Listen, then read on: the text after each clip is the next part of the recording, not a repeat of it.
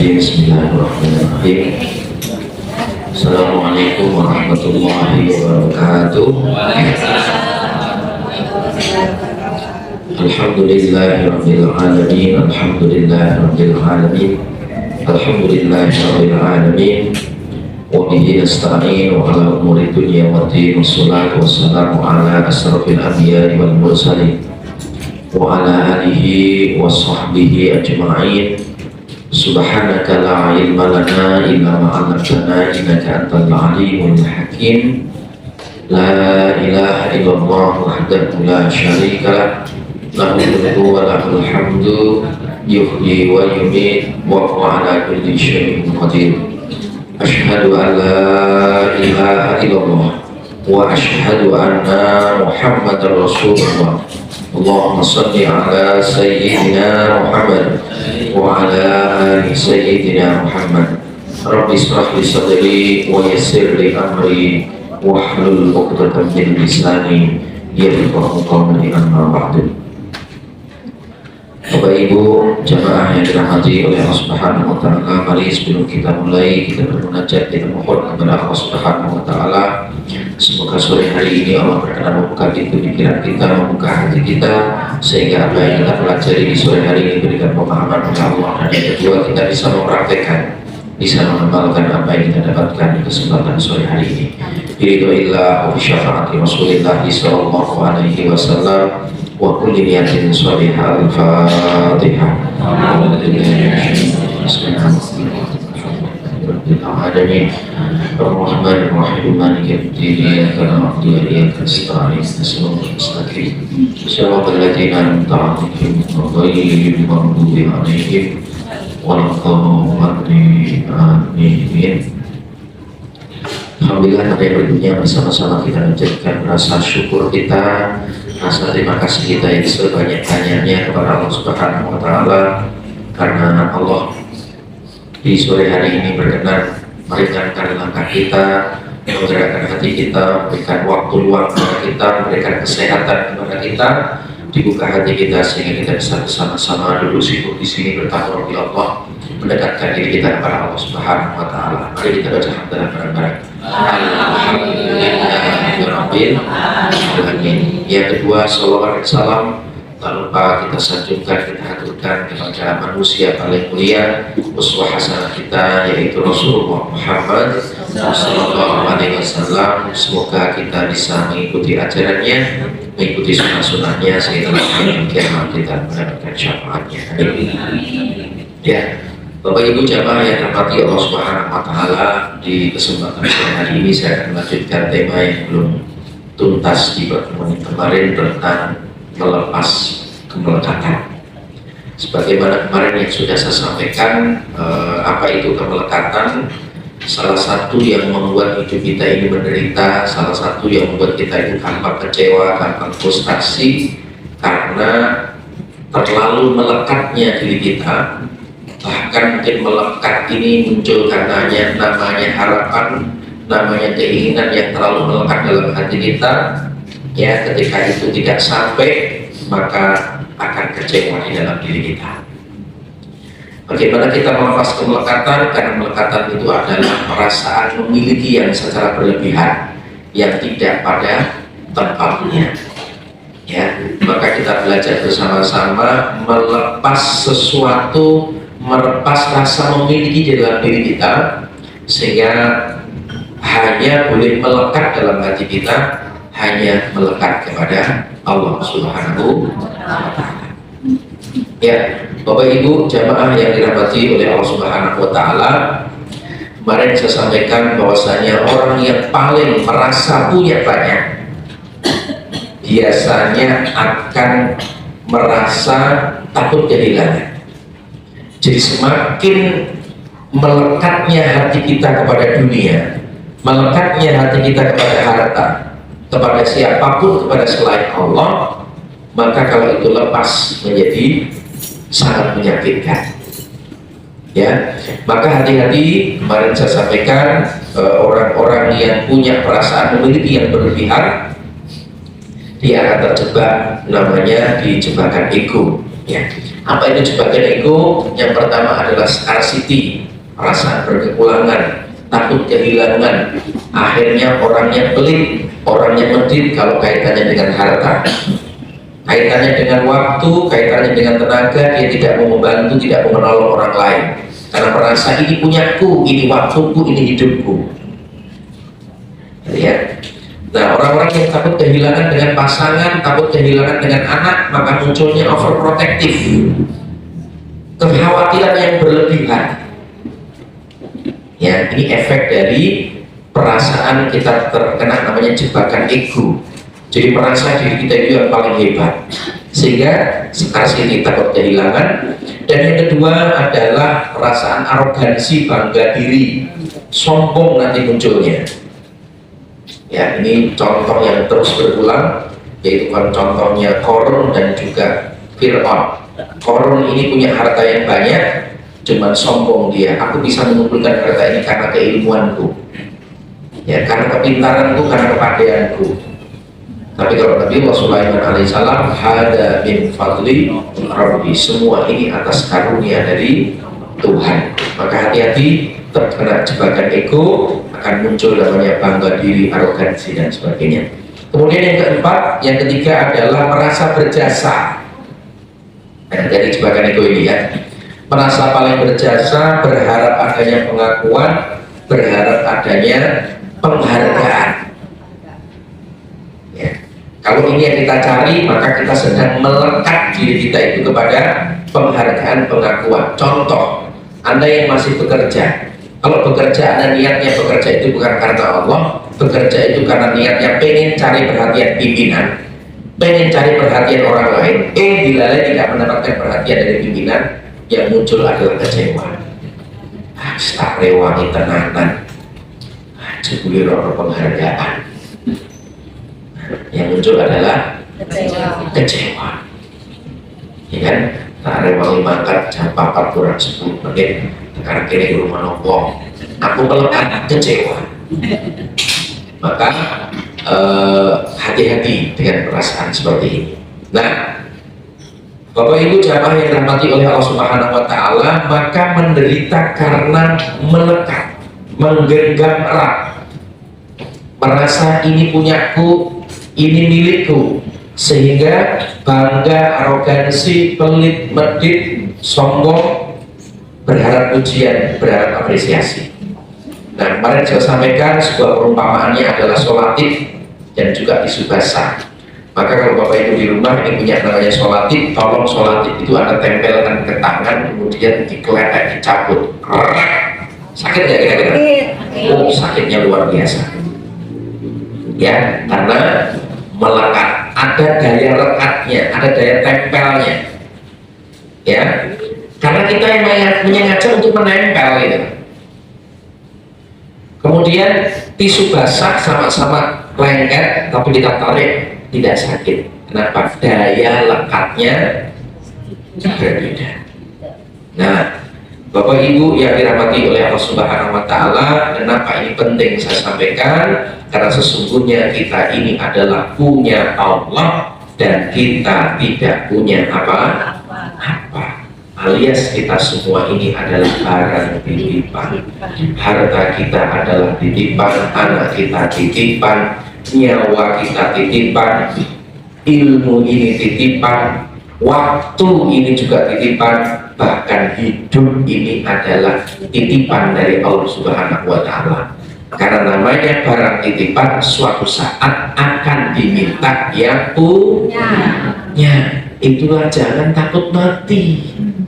Inna lillahi wa inna ilaihi raji'un. Dari Allah kita hadir dan akan kembali kepada Allah. Ini konsep hidup, bukan konsep mati. Maka orang Islam ini jangan takut mati. Kalau kita ini takut mati, berarti kita melekat dengan dunia. Itulah kenapa yang kita pikirkan adalah akhirat. Takutnya kematian membuat kita memperbanyak amal soleh yang kita persembahkan kepada Allah Subhanahu wa Ta'ala. Karena semua titipan, Allah ingatkan kepada kita di akhir surat Al-Baqarah dan di banyak surat yang menjelaskan tentang hal ini. A'udzubillahi minasyaitonirrajim. Bismillahirrahmanirrahim. Lillahi ma fis samawati wa ma fil ard. Sesungguhnya yang ada di langit dan ada di bumi itu adalah kepunyaan Allah, termasuk kita ini kepunyaan Allah. Kita cuma dititipi, punya hak guna pakai saja. Namanya hak guna pakai, jangan ngaku kayak tukang parkir itu istimewa tenan. Sing nitip ono sing nitip Alfa, nitip Pajero, Fortuner, Lamborghini, nitip dijikuk ini guyahin tak kok. Semoga karena dititipi. Ya. Nah, Bapak Ibu yang rahmati Allah Subhanahu wa taala, semuanya adalah milik Allah, maka sikap kita sebut namanya humble confident. Percaya diri yang rendah hati. Ya, kita itu senang dengan kepintaran karena kita punya zat yang maha pintar, yaitu Allah Subhanahu wa taala. Kita senang kita ini kaya karena kita punya Allah, punya Tuhan yang maha kaya. Nah, itu namanya humble confident. Percaya diri karena belakangnya ada backingannya Allah. Nah, tantangan kita sebagaimana kemarin saya sampaikan Bapak Ibu, tantangan kita ini sayangnya dunia ini fitrahnya memang Allah kasih nempel pada kita. Ya. Allah ingatkan kepada kita di surat Ali Imran ayat 14. A'udzubillahi minasyaitonirrajim. Bismillahirrahmanirrahim. Zuyyina lin-nasi hubbus syahawati minan nisa'i wal banina wal qanatiril muqantarati minadh dhahabi wal fiddati wal khairil musawwamati wal an'am wal haras. Dzalika mata'ul hayatid dunya wallahu indahu husnul ma'ab. Zuyyina lin-nasi hubbus syahawat, dijadikan terasa indah dalam pandangan manusia cinta hubbus syahawat terhadap apa yang diinginkan. Jadi Allah sudah ngasih nas pada kita, Allah ngasih ngasih syahwat kepada kita, kita dikasih keinginan oleh Allah dan cinta terhadap yang diinginkan. Apa sih? Allah ngerti nih yang diinginkan manusia, dan bahkan kita menyebut orang itu sukses di dunia mesti ukuran ini. Ya, ukuran keberhasilan hidup di dunia ini, yang inilah yang pelan-pelan nanti kita untuk melepas alon-alon hanya boleh melekat kepada Allah, yaitu hubbus syahwat minan nisa, cinta kepada perempuan. Jadi fitrah kita itu punya pasangan, maka orang itu disebut sukses dunianya. Ini kan punya pasangan. Ya, sehebat-hebatnya Anda nggak punya pasangan, ini harus saya kurang pas. Cinta kepada pasangan, banin, cinta kepada anak. Kita berharap juga punya anak, punya keturunan. Kemudian wal qanatiril muqantarati minadh dhahabi wal fiddah, harta yang bertumpuk, Bapak Ibu. Ya, kita juga cinta, kesenangan satu dengan punya pasangan, senang punya anak, punya harta yang bertumpuk. Ini senang ngecek ya di e-bankingnya ono rekeningnya 500 juta, senang ini. Ya kan, tapi buka rekening ada tulisannya kok 50.000 berengut, ya kan, fitrah ini.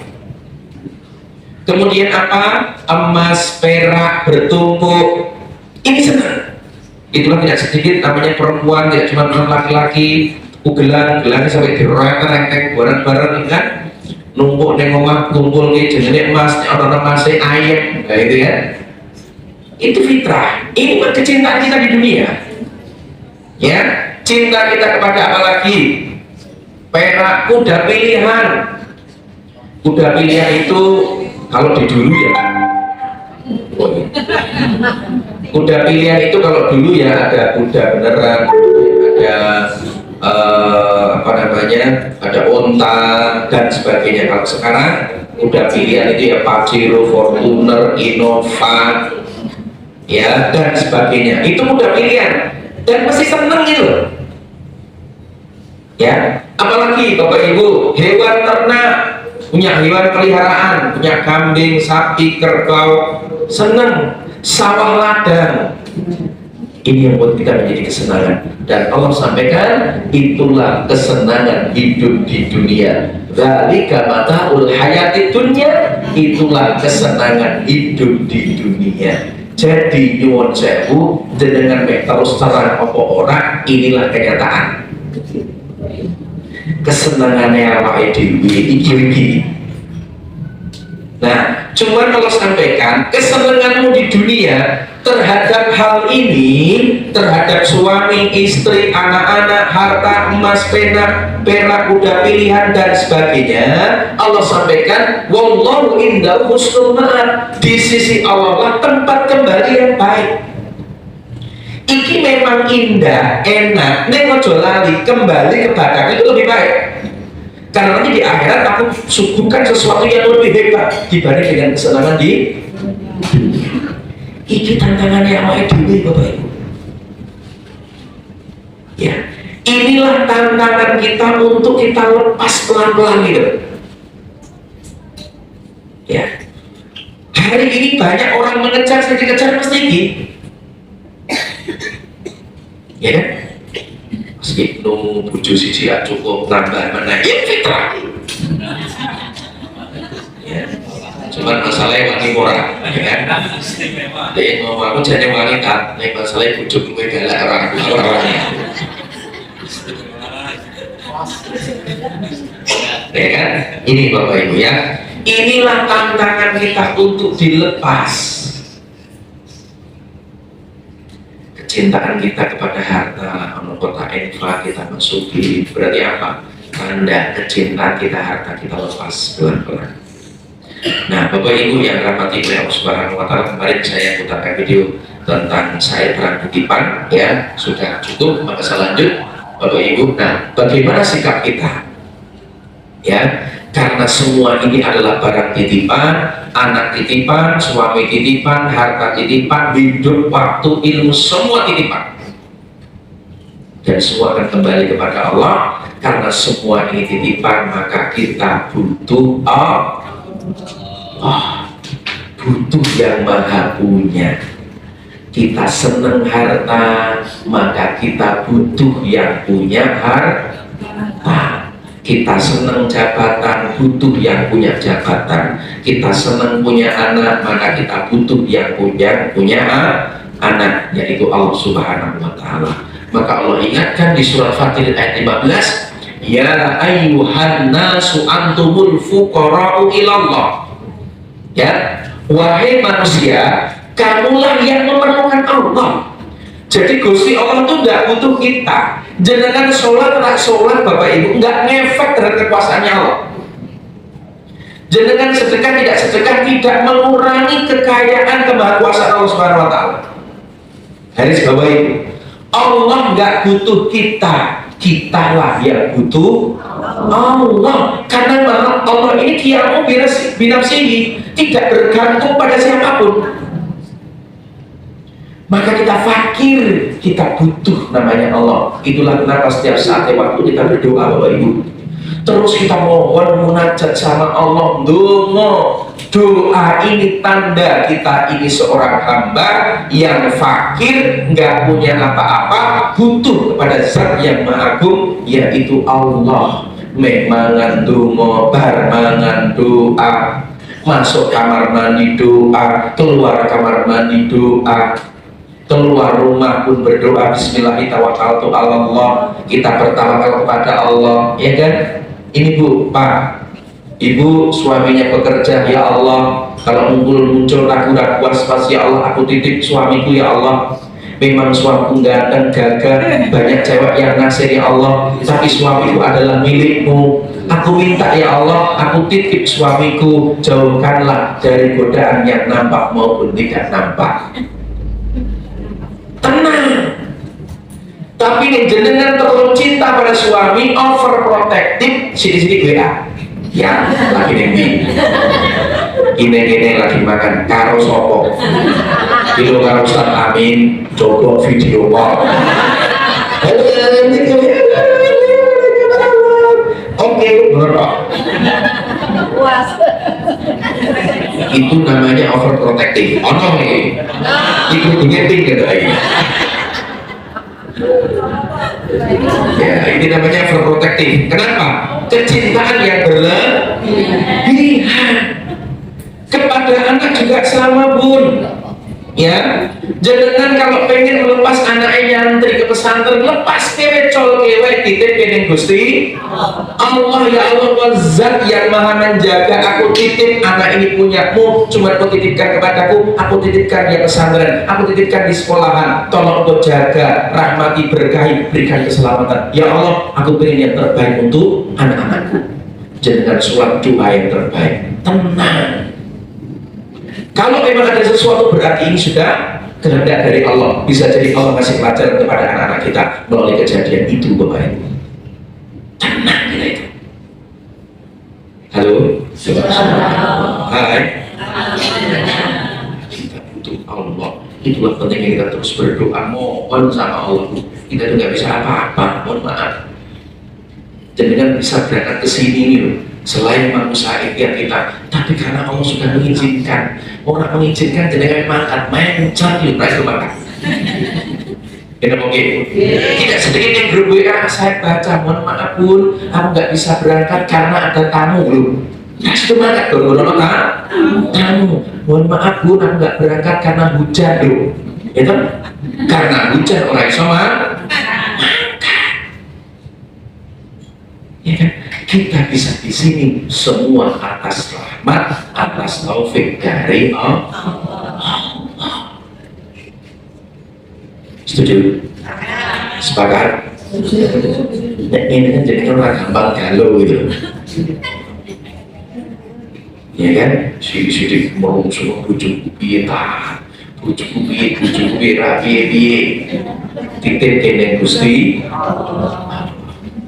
Ya, nah Bapak Ibu, bagaimana sikap kita terhadap titipan? Maka sikap yang pertama terhadap titipan adalah yang pertama, sadar, loh. Sementara Allah pergiringkan kehidupan kita, wakil kal amsalu, ya, nadlibu halinnas, bahwasanya Allah pergiringkan kehidupan kita. Sementara, mohon maaf, dengan yang dititipin ganteng, dititipin ayu, sedelok suwita bisa menarik pitung puluh selalu sendiri belas kan malaikat dari malaikat dari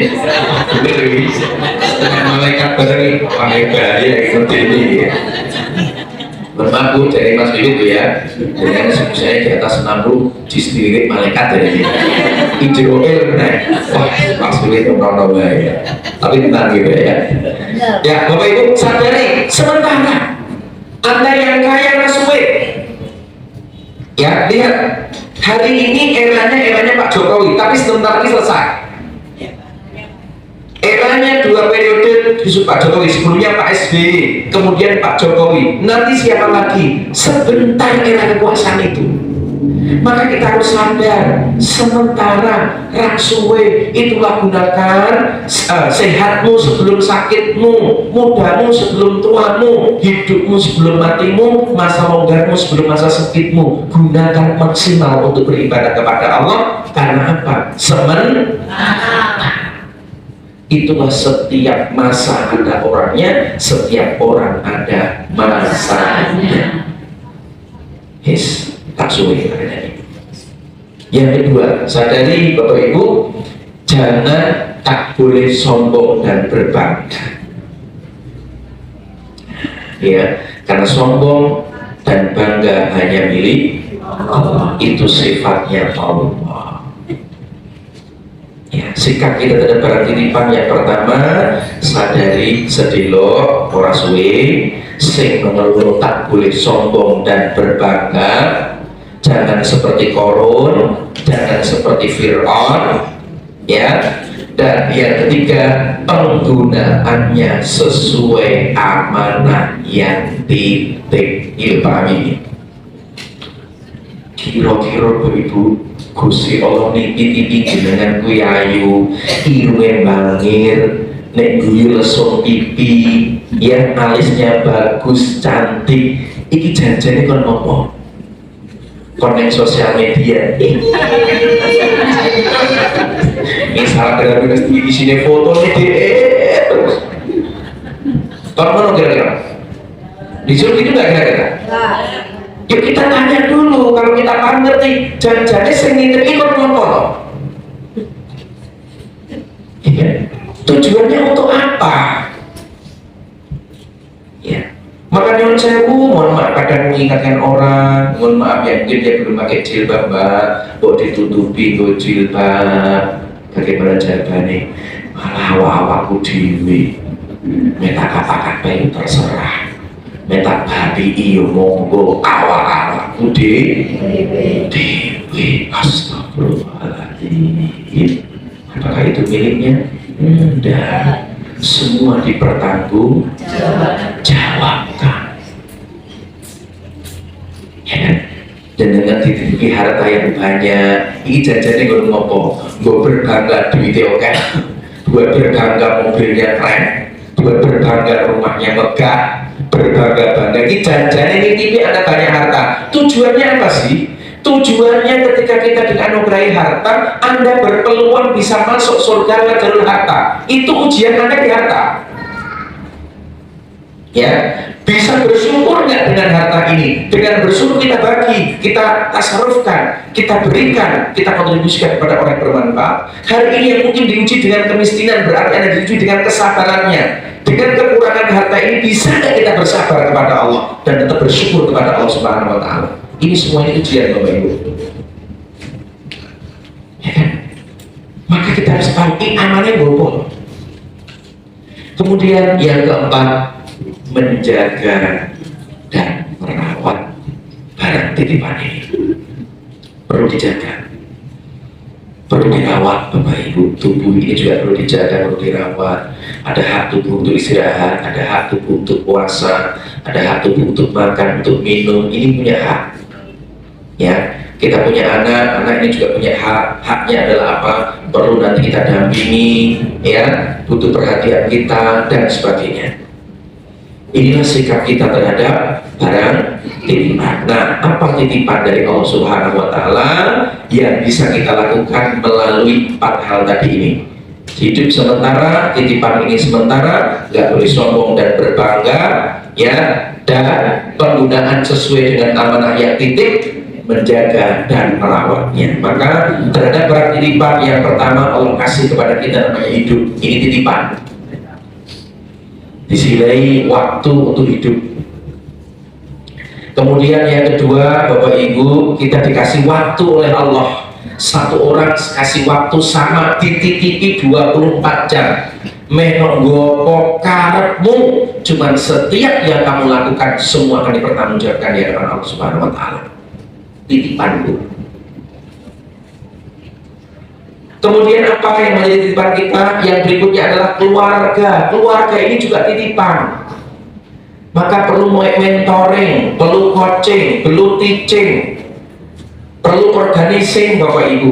Diorganisir keluarga kita, anak-anak kita perlu didampingi, perlu mendapatkan sentuhan, perlu mendapatkan pendidikan, perlu mendapatkan pendampingan, perlu mendapatkan pengajaran dari kita. Keluarga ini titipan. Terus apalagi Bapak Ibu, ilmu ini juga titipan. Apa tujuannya Allah ngasih ilmu kepada kita? Setelah kita Allah ngasih titipan ilmu kepada kita, maka dibagi ilmunya. Itulah saya senang, kenapa saya senang berdakwah, karena salah satu ini banyak ayatnya dan banyak hadisnya. Salah satunya orang yang menyampaikan kebaikan itu akan didoakan. Allah bersolawat ya kepada orang-orang yang menyampaikan kebaikan. Semut, ikan di laut semua bersolawat mendoakan orang-orang yang menyampaikan kebaikan. Maka ilmu itu ojo digendem, dipraktekin, dibagi. Itu ilmu. Apalagi Bu, berkaitan dengan harta, harta ini juga titipan. Di sini pengen saya sampaikan Ibu, maka tolong jangan melekatkan hati kita, urusan kita untuk semua yang diberikan oleh Allah ini untuk dunia. Coba lihat, jangan sampai hidup, waktu, keluarga, ilmu, harta hanya kita investasikan untuk dunia.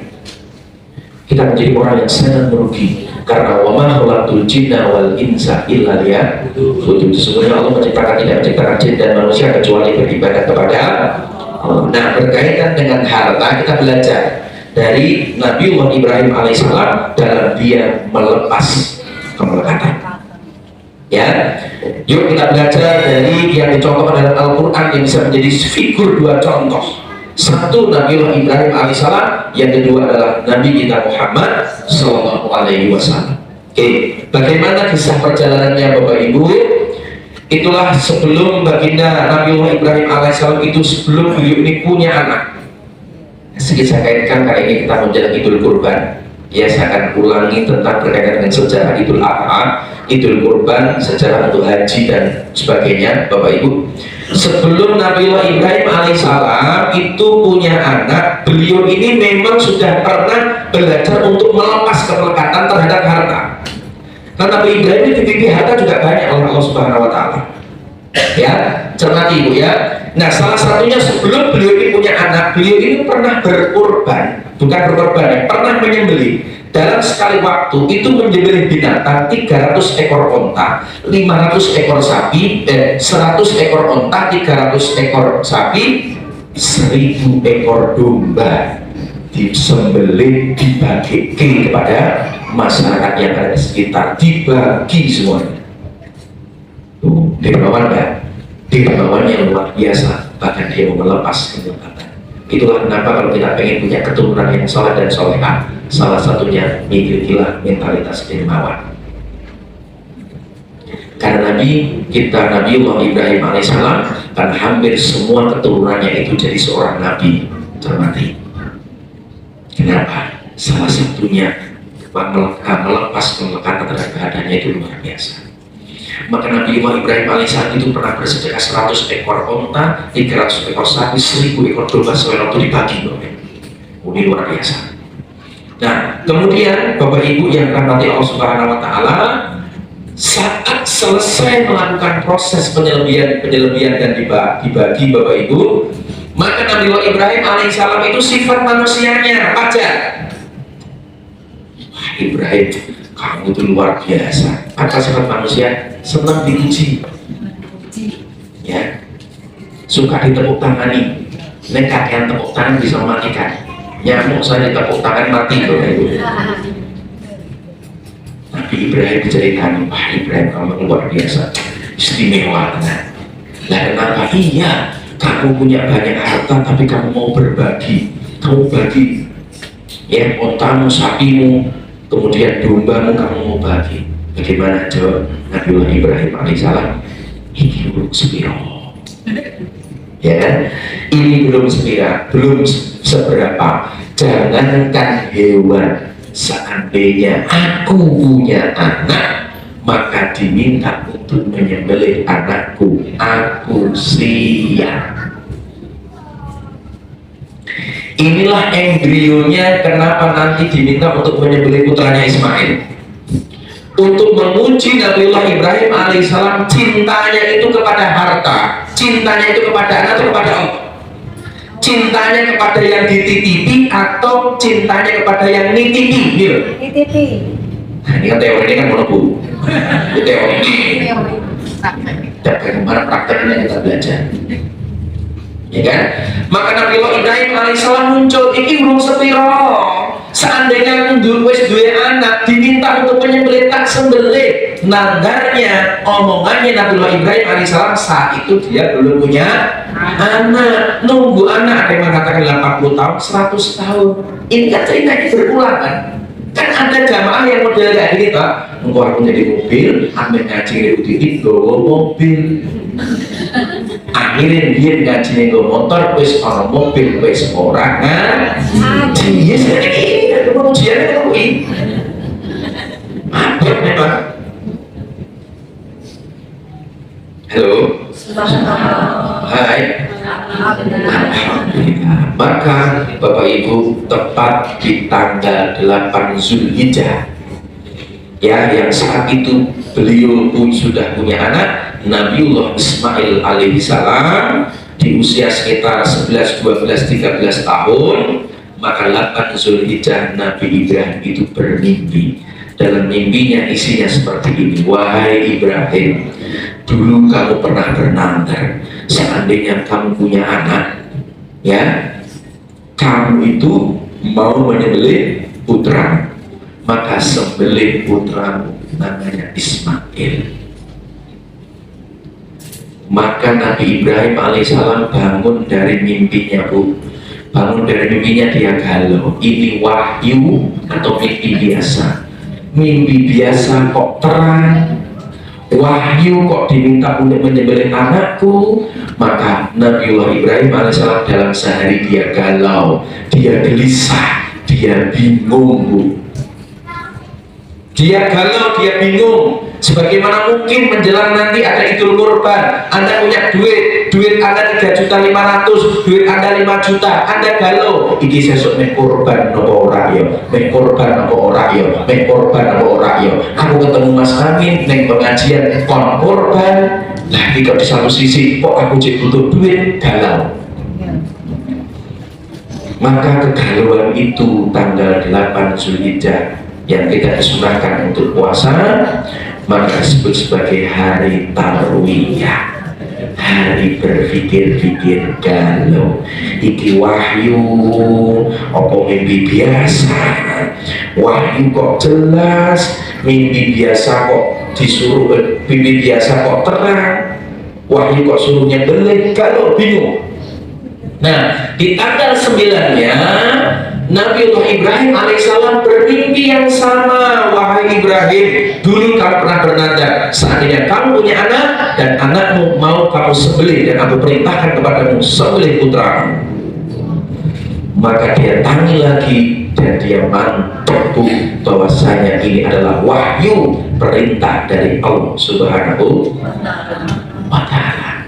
Karena ini wahyu datangnya dari Allah, tanggal 9 Zulhijjah disebut sebagai hari Arafah, artinya hari keyakinan, hari kemantapan. Bapak Ibu, mantap. Ini perintah dari Allah Subhanahu wa Ta'ala. Memang aku cinta kepada anakku yang tumbuh sampai 100 tahun. Aku senang, tak tunggu-tunggu lagi gede-gede, lagi lucu-lucu nih. Tapi karena yang perintahkan Allah Subhanahu wa Ta'ala, sami'na wa ta'ana. Maka dia beranikan, Bu, tanggal 10 Zulhijjah dia mendatangi putranya Ismail. Jadi Nabi Ibrahim dengan Ismail itu jarang ketemu. Dan Nabi Ibrahim itu dakwah kemana-mana, putar kemana-mana. Tapi kenapa anak ini menjadi anak yang hebat, anak yang soleh? Mohon maaf, yang hebat itu adalah ibunya. Ini sedikit saya selesaikan tentang parentingnya. Maka saat Ismail kecil, dia bermain dengan teman-temannya, mengatakan, Ismail, kamu gak punya ayah, mana ayahmu, mana ayahmu? Enggak punya ayah, mana ayahmu? Buktinya mana? Gak pernah pulang, gak pernah pulang. Kamu gak punya ayah. Pulang ke rumah, tanya kepada ibunda Siti Hajar, Ibu, Bu, aku punya ayah nggak sih, Bu? Punya. Kamu punya ayah namanya Ibrahim, ayahmu hebat, ayahmu luar biasa, berdakwah, seorang nabi dicintai oleh Allah, sedang keliling hari ini untuk berdakwah mengagungkan namanya Allah Subhanahu wa Ta'ala. Ayahmu hebat, nah, ayahmu soleh, nah, ayahmu luar biasa. Nanti kalau kamu pulang ketemu ayahmu, apa yang diperintahkan ayahmu, ikuti, nah, kan ayahmu hebat, ayahmu soleh. Bangga seorang anak punya ayah yang soleh, meskipun jarang ketemu. Siapa yang ngasih data? Istrinya. Maka mohon maaf, kualitas anak bergantung dari kualitas seorang ibu. Bangganya seorang anak kepada seorang ayah itu bergantung dari ibunya. Kalau ibunya mengatakan, nah, ayahmu luar biasa tanggung jawab, nah, meskipun jualan es cendol, meskipun jualan es dawet, meskipun jualan kue, nah, tapi ayahmu tanggung jawab, ayahmu hebat, nah, ayahmu soleh, nah, hormati, nah, hargai, nah, anak ini akan tunduk dan hormat kepada ayahnya. Tapi ini ibunya, nah, ya Allah, nah, ojo turun bapakmu ya, nah, kamu turun, bagaimana dia mau bangga punya ayah, Bu? anaknya ibunya ngomongin ngono terus, benci yang muncul. Ya nggak bangga. Ini yang dilakukan sehingga tepat di tanggal 10 Zulhijjah dia sampaikan mimpinya kepada anaknya, deklarasinya. Maka Allah abadikan di surat As-Saffat ayat 102. Ya, surat As-Saffat ayat 102 Allah ingatkan kepada kita, ya, falamma balagha ma'u sya'ya qala ya bunayya inni ara fil manami anni atbauha fandur madza tara. Qala ya abadif alma tu'maru satajiduni insyaallah minas sabirin. Maka tatkala anak itu sampai pada umur sanggup 11, 12, 13, ya, berusaha bersama Ibrahim. Ibrahim berkata, wahai anakku, sesungguhnya aku melihat dalam mimpimu bahwa aku menyembelih kamu. Bagaimana? Maka pikirkanlah apa pendapatmu, nak? Karena Ismail ini sudah hebat. Karena Ismail ini anak yang soleh, anak yang pinter, anak yang cerdas, dan anak yang soleh. Maka dia menjawab kepada ayahnya, hai bapakku, kerjakanlah apa yang diperintahkan kepadamu, insya Allah kamu akan mendapatiku termasuk golongan orang-orang yang sabar. Kenapa? Ismail pinter, cerdas, soleh. Kalau Ismail cuma pinter dan cerdas, maka nyuwun sewu, jangan didik anak kita hanya pinter dan cerdas, buatlah dia soleh dan solehah. Kalau Ismail ini cuma pinter dan cerdas, ditawari anaknya, nah, aku bermimpi, no bengi aku nyembelih kue. Bagaimana menurutmu, nak? Dia pun akan menjawab karena dia cerdas. Kenapa harus aku yang disembelih? Orang bahwa bin wis mati. Wis wonge wis tuwa mati, kenapa duduk baik? Kenapa aku harus aku? Ini kenapa? Cerdas, tapi kan soleh. Ya kan? Ini apa ini?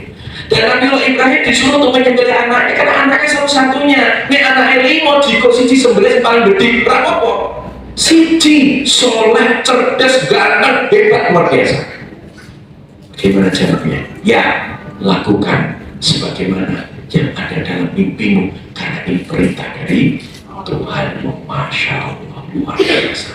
Itu ya anak yang luar biasa. Nah, aku kok mimpi gue kita di penghafal Al-Quran. Bagaimana menurutmu nanti? Iya ya, iya bunda. Kalau itu ada dalam mimpimu, maka insya Allah izinkan aku untuk menjadi penghafal Al-Quran.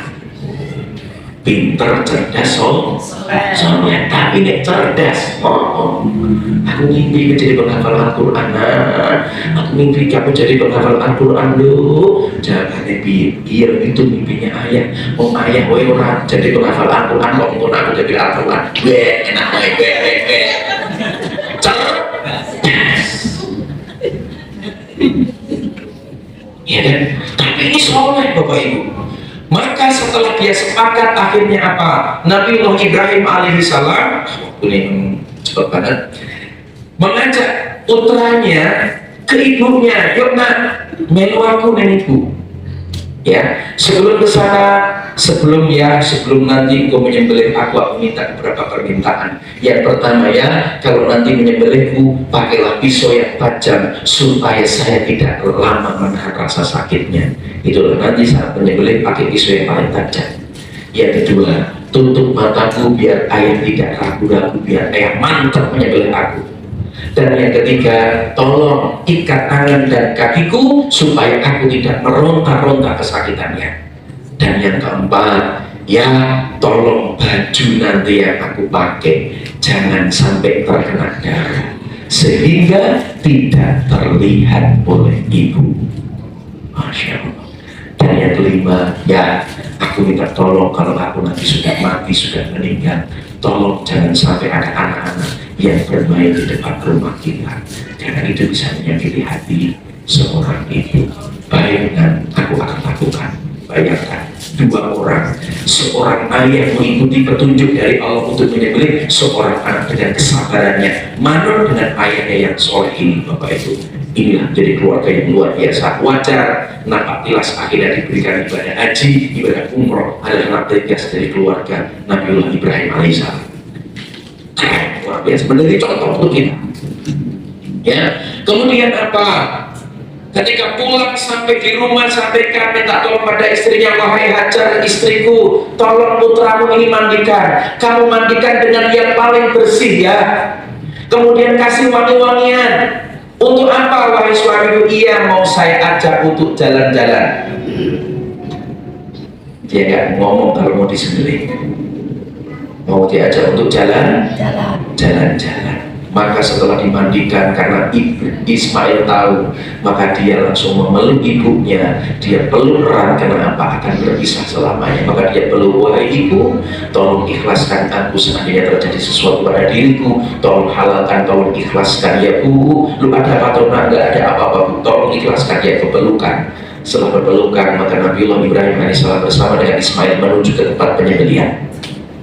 Kalau dengan ibadah haji umroh ada di dekat belakangnya kerajaan itu ada kayak semacam kayak pos satpam. Disitulah tempat eksekusi penyembelihan. Maka ketika digandeng menuju ke tempat yang sudah disiapkan oleh Nabiullah Ibrahim AS sebagaimana petunjuk dari Allah, maka setan tidak terima, Bapak Ibu.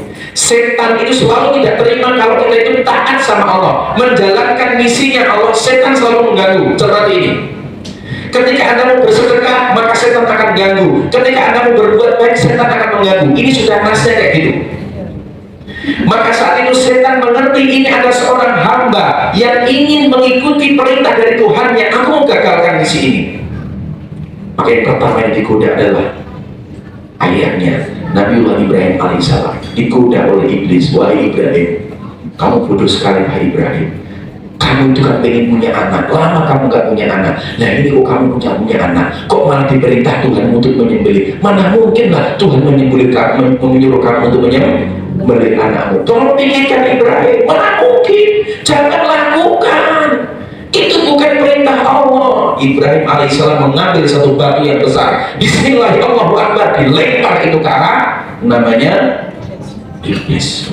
Kamu nggak usah kacang maya sih, kakek cangkem pada emosi, dilempar, wah, terkena pantatnya, lari sampai simpang 5. Ketika sampai simpang 5, dia mohon maaf tidak selesai di situ misinya. Dia mengganggu istrinya. Hati-hati, kalau dalam keluarga ini mau berbuat baik, pahami ini.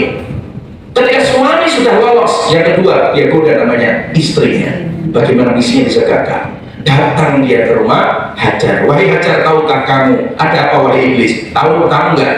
Itu Ibrahim suamimu bersama dengan putra Ismail. Itu dia tidak jalan-jalan. Nah terus Ibrahim suamimu itu mau menyembelih putramu namanya Ismail. Disembelih, mana mungkin seorang ayah menyembelih seorang anak? Iya, benar, aku sih tenang itu loh yang anaknya ngomong. Dan terus alasannya apa? Suamiku menyembelih anakku. Iya, kata suamimu, kata Ibrahim, itu karena perintah Allah.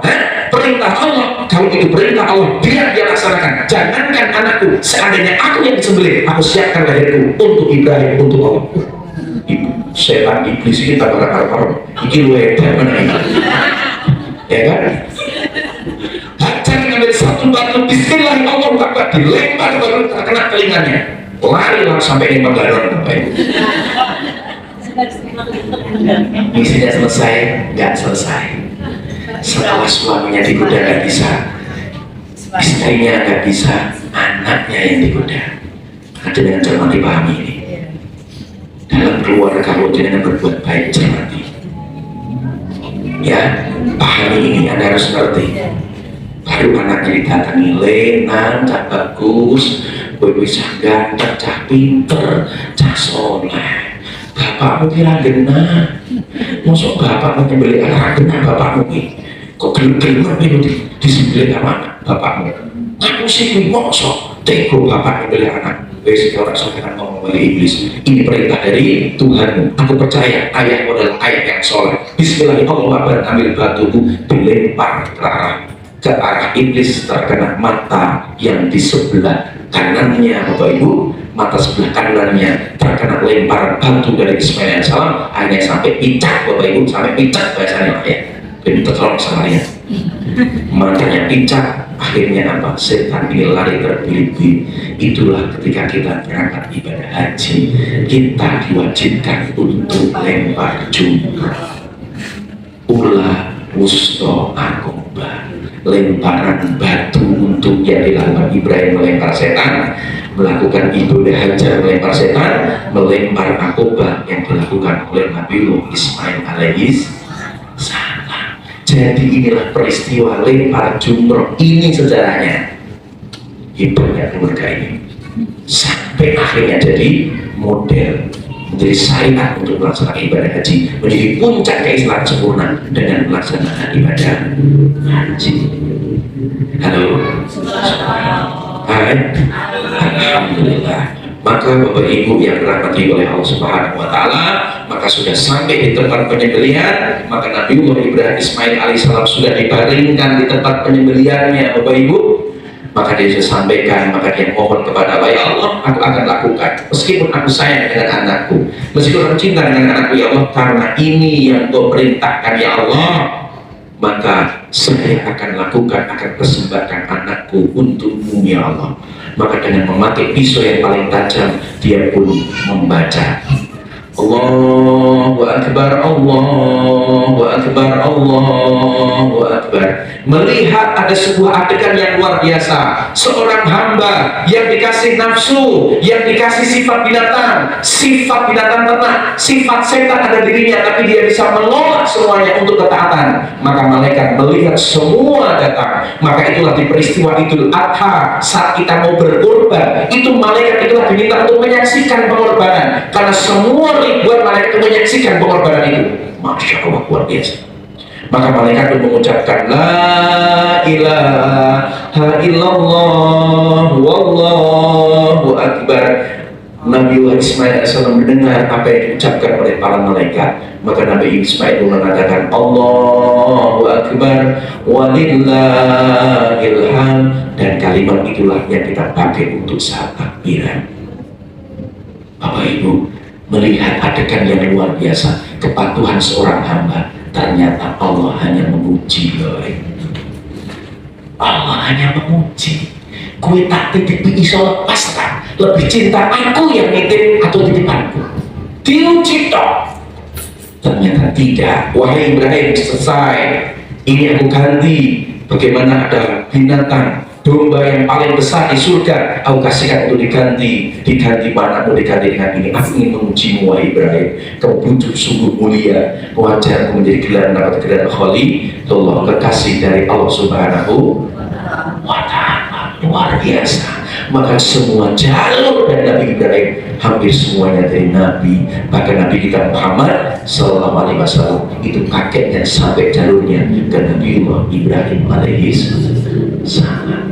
Bapak Ibu yang dirahmati oleh Allah Subhanahu wa ta'ala, lewat adegan yang luar biasa, maka Allah perintahkan di surat As-Saffat ayat 107, wa fadainahu bihibin azim. Allah berfirman, dan kami tebus anak itu dengan seekor sembelihan yang besar. Maka kalimat takbir yang kita pakai saat hari takbiran tanggal 10 nanti ada sapi, ingat peristiwa ini Bapak Ibu, tidak bisa meneteskan air mata. Bagaimana perjuangan orang yang paling mulia, Nabiullah Ibrahim alaihissalam, mengorbankan sesuatu yang paling dia cintai untuk Allah Subhanahu wa ta'ala. Allahu akbar, Allahu akbar, Allahu akbar. Malaikat menjawab, la ilaha illallah wallahu akbar. Nabi Ismail menjawab, Allahu akbar walillahil hamd. Maka Bapak Ibu yang dirahmati Allah Subhanahu wa ta'ala, apa yang bisa kita lakukan? Langkah apa yang bisa kita lakukan? Maka yang pertama, ayo kita berkorban. Kalau kita ingin mengikuti Nabiullah Ibrahim alaihissalam, ayo kita berkorban. Mungkin kalau Anda duitnya pas mepet di kesempatan yang luar biasa, apalagi longgar Bapak Ibu. Kalau duit Anda cuma 5 juta, berarti pas ujian Anda saat Ibrahim mau menyembelih putranya satu-satunya yang dia punya. Maka saya mengajak diri saya, Bapak Ibu dan Bapak Ibu semuanya punya kesempatan berkorban, ayo berkorban. Lepas kemelekatan Anda dengan harta, lepas kemilikan Anda dengan cinta, dengan dunia, dengan uang itu Bapak Ibu. Bukti dari cinta sama Allah, karena orang yang cinta harus ada pengorbanan. Kemudian yang kedua tadi yang saya sampaikan Bapak Ibu, ayo istiqomah belajar untuk sedekah pagi. Ini cara untuk melepas kemelekatan dengan harta. Alladzina yunfikuna fis sarra wa dharra. Lapang sempit kita kasih, kenapa? Lepas kemelekatan. Ini titipan dari Allah, ini miliknya Allah, ayo kita kasihkan sesuai dengan kemampuan, dengan kapasitas masing-masing Bapak Ibu. Karena Allah ingatkan kepada kita di surat Al-Imran ayat 92. Bismillahirrahmanirrahim. Lan tanalul birra hatta tunfiqu mimma tuhibbun wa ma tunfiqu min syai'in fa innallaha bihi alim. Kamu tidak akan memperoleh kebajikan sebelum kamu menginfakkan sebagian harta yang kamu cintai. Kamu tidak akan memperoleh kebajikan sebelum kamu menginfakkan sebagian harta yang kamu cintai. Dan apapun yang kamu infakkan tentang hal itu, sungguh Allah Maha mengetahui. Bukti Pak, harus ada pengorbanan. Setuju? Sepakat. Dan hikmah apa yang bisa kita pelajari Bapak Ibu. Kemudian yang ketiga, teruslah kita online sama Allah. Teruslah mohon sama Allah. Konekkan hati kita, terus kita butuhkan Allah. Online terus sama Allah. Seperti dengan online dengan WA terus dulu. Sini ingat Allah, sini ingat Allah, kita kan? Terus kita online sama karena kita butuh Allah. Karena orang-orang yang online sama Allah, orang yang bertakwa akan dibukakan jalan keluar. Wa may yattaqillaha wa yaj'al lahu makhraja wa yarzuqhu min haitsu la yahtasib. Diberikan rezeki dari arah tidak sangka Bapak Ibu, dan kita akan dimudahkan urusan kita dan terhindar dari rasa takut dan kesedihan. Ini tantangan kita, ini jalan kita. Ayo berkorban. Dua, latihan yang salah sudah praktekkan, sedekah pagi. Yang ketiga, terus online sama Allah. Tangan-tangan dulu diangkat, taruh di pundak teman sebelah kanannya. Ditepuk pelan-pelan, ikuti kata-kata saya. Saudaraku, sahabatku, setiap orang adalah Ibrahim. Setiap Ibrahim punya Ismail. Ismail adalah simbol sesuatu yang dia cintai, yang dia sayangi. Oleh sebab itu, kita harus siap untuk melepaskannya, untuk mengorbankannya untuk Allah. Oleh sebab itu, saya sok korbannya. Ojo mong seneng, jadi panitia terus. Ayo korban. Nomor loro, latihan sedekah pagi. Nomor telu, online terus karo Gusti Allah. Insya Allah hidup kita makin dekat sama Allah. Gantian tangan kiri, saatnya pembalasan.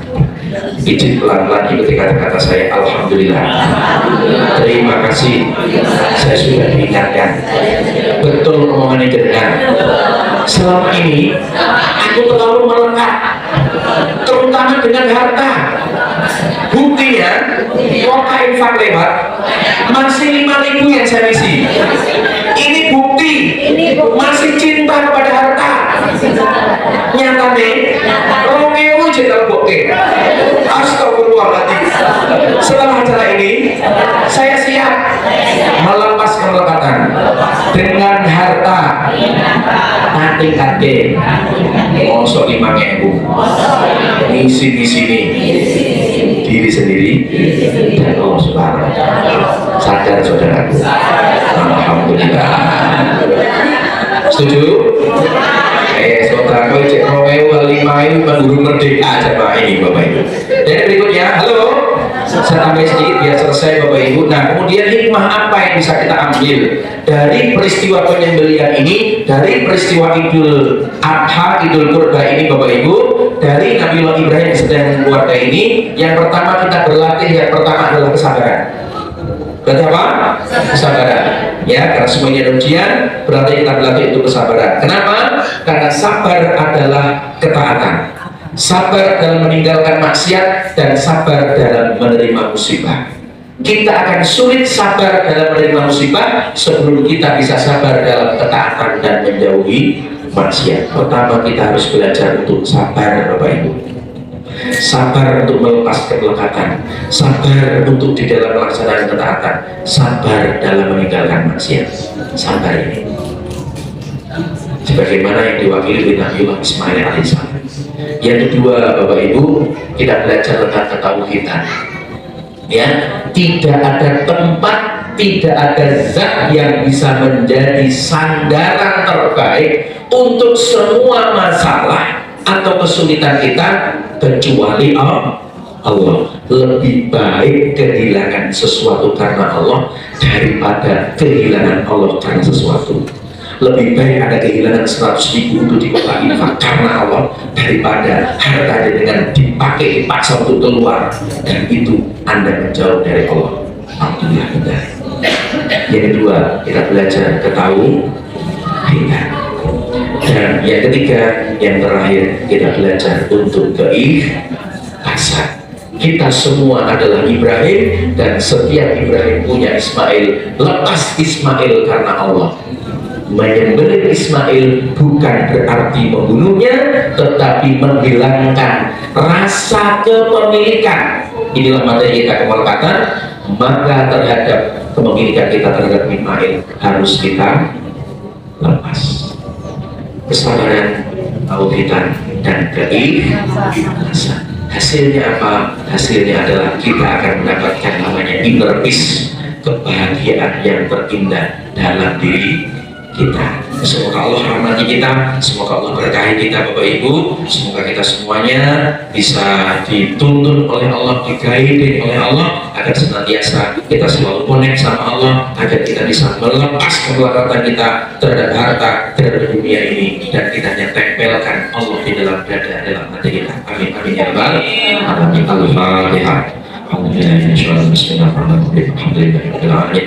Ar-Rahman Ar-Rahim. Iya dalam doa yang nasta'in dan sholat mustaqim. Surah al-Ladina an'amta 'alaihim ghairil maghdubi 'alaihim waladdallin. Amin.